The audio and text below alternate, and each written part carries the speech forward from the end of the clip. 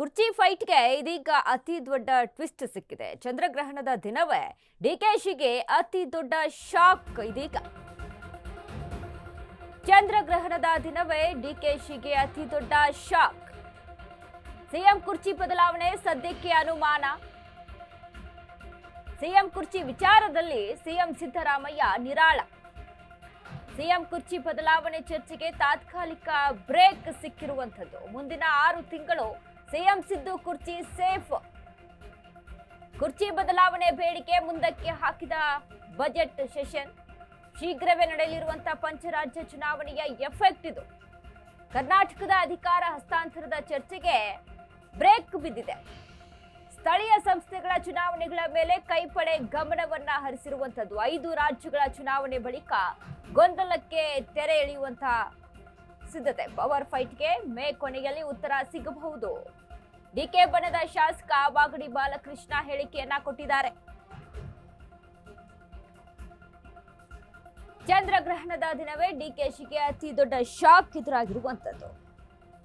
ಕುರ್ಚಿ ಬದಲಾವಣೆ ಬೇಡಿಕೆ ಮುಂದಕ್ಕೆ ಹಾಕಿದ ಬಜೆಟ್ ಸೆಷನ್. ಮುಂದಿನ 6 ತಿಂಗಳು ಸಿಎಂ ಸಿದ್ದು ಕುರ್ಚಿ ಸೇಫ್. ಹಾಗಾದ್ರೆ ಎಲ್ಲರೂ ಸಹಿತ ಮಾತನಾಡ್ಕೊಳ್ತಾ ಇದ್ರು. ಇದೀಗ ಬಜೆಟ್ ಆಯ್ತು ಅಂತ ಅಂದ ತಕ್ಷಣ ಕುರ್ಚಿ ಬದಲಾವಣೆ ಫಿಕ್ಸ್ ಅನ್ನುವಂತ ಒಂದಿಷ್ಟು ಮಾಹಿತಿಗಳು ಕೇಳಿ ಬರ್ತಾ ಇತ್ತು. ಯಾಕಂದ್ರೆ ಡಿಕೆ ಶಿವಕುಮಾರ್ ಸಹಿತ ದೆಹಲಿಗೆ ಹೋಗಿ ಬಂದ ಬಳಿಕ, ಹೈಕಮಾಂಡ್ ನ ಮೀಟ್ ಮಾಡಿ ಬಂದ ಬಳಿಕ ಈ ಒಂದು ವಿಚಾರಕ್ಕೆ ಸಂಬಂಧಪಟ್ಟಂತೆ ಸಾಕಷ್ಟು ವಿಷಯಗಳು ಕೇಳಿ ಬರ್ತಾ ಇತ್ತು. ಸೊ ಡಿಕೆ ಬಣದಿಂದ ಸಹಿತ ಬಜೆಟ್ ಆದ್ಮೇಲೆ ಒಂದಿಷ್ಟು ಬದಲಾವಣೆಗಳು ಫಿಕ್ಸ್ ಅನ್ನುವಂಥದ್ದು ಕೇಳಿ ಬರ್ತಾ ಇತ್ತು. ಪವರ್ ಫೈಟ್ಗೆ ಒಂದಿಷ್ಟು ಟ್ವಿಸ್ಟ್ ಸಿಗುತ್ತೆ ಅನ್ನುವಂಥದ್ದು. ಬಟ್ ಇದೀಗ 6 ತಿಂಗಳು ಮತ್ತೆ ಮುಂದೂಡಿಕೆ.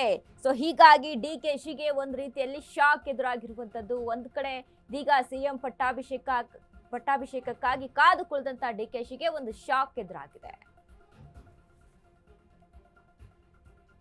ಮಾಡ್ತಾ ಇದ್ವಿ ಹೈಕಮಾಂಡ್ ಮಧ್ಯ ಪ್ರವೇಶ ಮಾಡಿ ಕರೆದು ಎಲ್ಲಾರನ್ನು ಕೂತ್ಕೊಂಡು ಮಾತಾಡಿ ಏನೋ ಒಂದು ತೀರ್ಮಾನ, ನೀವು ಏನಾರ ಮಾಡಿ ತೀರ್ಮಾನ, ನಾವೆಲ್ಲ ಒಪ್ಕೋತೀವಿ ಶಾಸಕರು, ಬಟ್ ಏನೋ ಒಂದು ತೀರ್ಮಾನ ಮಾಡಿ ಇದು ಚರ್ಚೆ ಆಗದಂಗೆ ನಿಲ್ಲಿಸ್ಬಿಡಿ ಅಂತ ಹೇಳ್ತಾ ಇದ್ವಿ. ಇದೊಂದು ಚರ್ಚೆ ಆಗ್ಬಾರ್ದು, ಮುಂದೆ ಇದಕ್ಕೆ ಅಂತಿಮ ರೂಪ ಕೊಡಿ ಅಂತ ಕೇಳ್ತಾ ಇದೀವಿ ಅಷ್ಟೇ. ಹೇಳಿಲ್ವಾ ಅವ್ರಿಗೂ ಸಮಯ, ಅಲ್ಲೂ ಕೂಡ ಲೋಕಸಭೆಯಲ್ಲೂ ಕೂಡ ಬೇರೆ ಬೇರೆ ಚರ್ಚೆಗಳಿದ್ದಾವೆ, ಅವ್ರಿಗೂ ಕೂಡ ದೇಶದ ಸಮಸ್ಯೆ, ಬೇರೆ ಬೇರೆ ಸಮಸ್ಯೆಗಳು.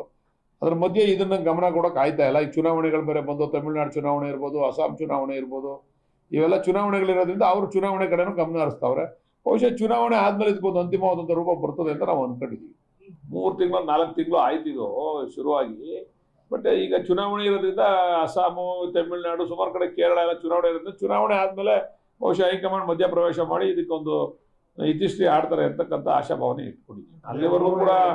ಅಲ್ಲಿವರೆಗೂ ಕೂಡ ಬಹುಶಃ ಇದಕ್ಕೇನೋ ಒಂದು ಅಂತಿಮ ರೂಪ ಕಾಣಲ್ಲ ಅಂತ ಅನ್ಕೊಂಡಿದ್ದೀವಿ ನಾವು. ಅದಾದ್ಮೇಲೆ ಬಂದು ಹೈಕಮಾಂಡು ಅವರು ಎಲ್ಲ ಕೆಲವರೆಲ್ಲ ಚುನಾವಣೆಯಲ್ಲಿ ಅವರಲ್ಲ, ವೇಣುಗೋಪಾಲ್ ಅವರು ಕೂಡ ಚುನಾವಣೆ, ಕೇರಳ ಚುನಾವಣೆ ಬಿಸಿಲ್ ಅವರೇ ಎಲ್ಲ ಚುನಾವಣೆ ಬಿಸಿಲ್ ಇರೋದ್ರಿಂದ ಅವೆಲ್ಲ ಚುನಾವಣೆಗಳು ಮುಗಿದ್ಮೇಲೆ ಆಮೇಲೆ ಒಂದು ತೀರ್ಮಾನ ಮಾಡ್ತಾರೆ ಅಂತ ಅನ್ಕೊಂಡಿದ್ವಿ. ಅದನ್ನೇ ದೊಡ್ಡದಾಗಬಾರ್ದು ಅಂತ ಮನವಿ ಮಾಡ್ತಾ ಇದ್ವಿ ಹೈಕಮಾಂಡ್ಗೆ. ಮಧ್ಯ ಪ್ರವೇಶ ಮಾಡಿ ಕರೆದು ಎಲ್ಲಾರನ್ನು ಕೂತ್ಕೊಂಡು ಮಾತಾಡಿ ಏನೋ ಒಂದು ತೀರ್ಮಾನ, ನೀವು ಏನಾರ ಮಾಡಿ ತೀರ್ಮಾನ, ನಾವೆಲ್ಲ ಒಪ್ಕೋತೀವಿ ಶಾಸಕರು, ಬಟ್ ಏನೋ ಒಂದು ತೀರ್ಮಾನ ಮಾಡಿ.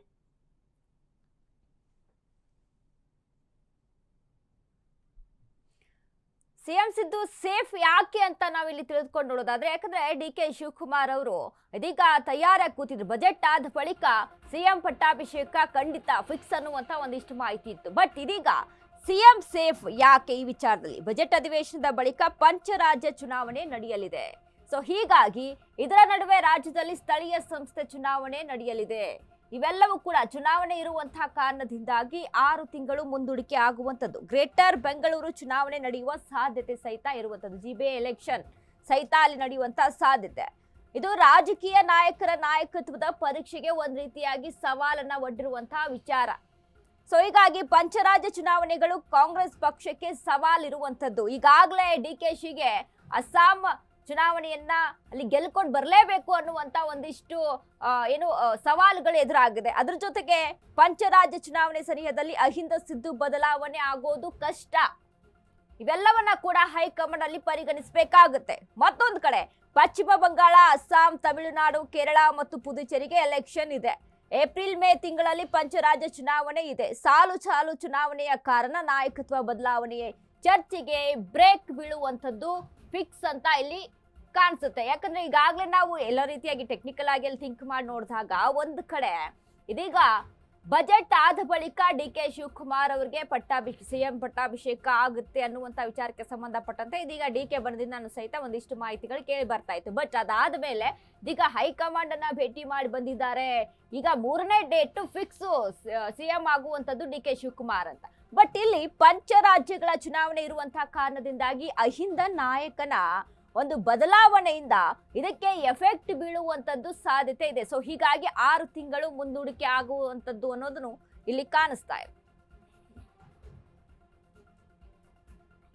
ಈ ಬಗ್ಗೆ ಹೆಚ್ಚಿನ ಮಾಹಿತಿಯನ್ನ ಕೊಡ್ತಾರೆ ನಮ್ಮ ಪ್ರತಿನಿಧಿ ದೀಪಾ. ದೀಪಾ, ಇದೀಗ ಒಂದಿಷ್ಟು ಗೊಂದಲಗಳು ಸೃಷ್ಟಿ ಆಗಿರುವಂತದ್ದು. ಒಂದ್ ಕಡೆ ಬಜೆಟ್ ಆದ ಬಳಿಕ ಸಿಎಂ ಪಟ್ಟಾಭಿಷೇಕ ಆಗುವಂತದ್ದು ಡಿ ಕೆ ಶಿವಕುಮಾರ್ಗೆ ಅನ್ನುವಂತ ಮಾಹಿತಿ ಇತ್ತು. ಬಟ್ ಇದೀಗ ಇಲ್ಲಿ ನಾವು ಎಲ್ಲಾ ರೀತಿಯಲ್ಲಿ ಯೋಚನೆ ಮಾಡಿ ನೋಡಿದಾಗ ಪಂಚರಾಜ್ಯಗಳ ಚುನಾವಣೆ ಇದಕ್ಕೆ ಅಲ್ಲಿ ಅಡಕಾವಾಗುತ್ತೆ ಅನ್ನುವಂತ ಒಂದಿಷ್ಟು ಮಾಹಿತಿ. ಸೊ ಏನೆಲ್ಲ ಅಪ್ಡೇಟ್ಸ್ ಇದೆ ದೀಪಾ?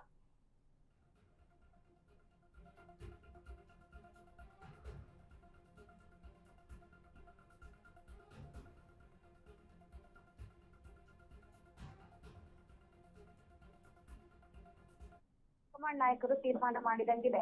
ಹಾಗಾಗಿ ಯಾವುದೇ ನಾಯಕರುಗಳನ್ನ ಕರೆದು ಮಾತನಾಡುವಂತಹ ಒಂದಿಷ್ಟು ಗೋಜಿಗೂ ಕೂಡ ಹೋಗ್ತಾ ಇಲ್ಲ. ಇದರ ಜೊತೆಗೆ ಈಗ ಅಹಿಂದ ನಾಯಕ ಅಂತ ಅನ್ಸ್ಕೊಂಡಿರುವಂತಹ ಸಿದ್ದರಾಮಯ್ಯ ಅವರನ್ನ ಬದಲಾವಣೆ ಮಾಡಿದ್ರೆ ಅದು ಪಂಚರಾಜ್ಯ ಅಥವಾ ಸ್ಥಳೀಯ ಚುನಾವಣೆಗಳಿಗೆ ಎಫೆಕ್ಟ್ ಆಗಬಹುದು ಅನ್ನುವಂತಹ ನಿಟ್ಟಿನಲ್ಲೂ ಕೂಡ ಹೈಕಮಾಂಡ್ ಡಿಸೈಡ್ ಮಾಡ್ದಂಗಿದೆ. ಈ ಹಿಂದೆಯೇ ಬಜೆಟ್ ಬಳಿಕ ಒಂದಿಷ್ಟು ಈ ಒಂದು ನಾಯಕತ್ವ ಬದಲಾವಣೆ ಅನ್ನೋದಕ್ಕೆ ವಿಚಾರವಾಗಿ ಚುರುಕಾಗಬಹುದು ಪ್ರೋಗ್ರೆಸ್ ಅನ್ನುವಂತಹ ದಿಕ್ಕು.